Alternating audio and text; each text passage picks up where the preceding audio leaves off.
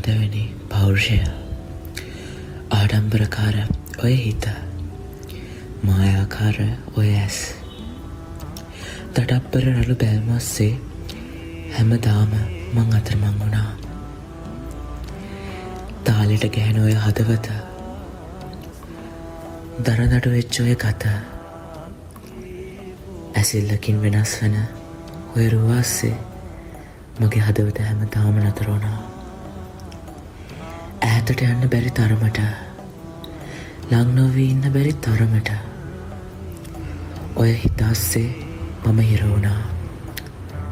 ඉතින් මගේ රතු මැණික මට කියන්න මේ හමුවීම අහඹුවක්ද ආදරයටත් පණ එන තරමට ආදරය කරන මම ඔයාට හඹුවක්ද ඒ නමින් සුවහස් මනරු හැඩපත් විලා